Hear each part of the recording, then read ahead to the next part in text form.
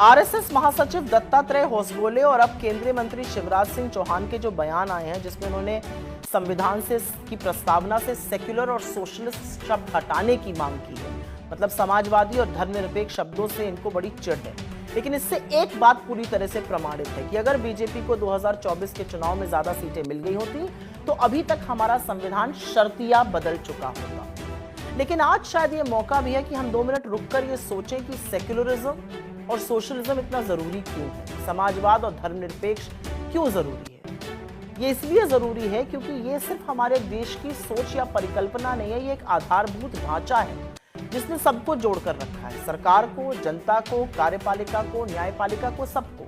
Socialism जब शब्द जोड़ा गया हमारी प्रस्तावना में, उसका क्या मतलब था? उसका मतलब था कि देश के हर वर्ग के पास समान अधिकार हो, समान हक हो, आगे बढ़ने के, पढ़ने लिखने के, कमाने खाने के, संपत्ति और समृद्धि में संतुलन बने रखने का मतलब सोशलिज्म है। गरीबों को देखकर अंत्योदय की बात की जाए।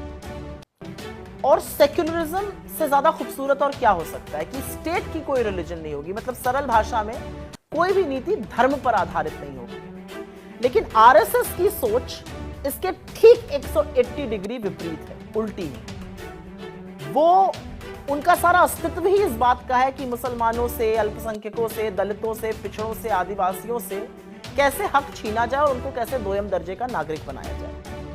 उनकी रगों में वास्तव में पूंजीपतियों का और पूंजी कैपिटलिज्म का खून बहता है। उनको बहुत अच्छा लगता है कि एक अडानी है, बाकी सब उनके मजदूर बन जाए। उनको कोई दिक्कत नहीं कि पिछले 11 सालों में अमीरों और गरीबों के बीच में खाई बढ़ रही है। उनको कोई दिक्कत नहीं है कि 1% लोग 50% संपत्ति के मालिक हैं।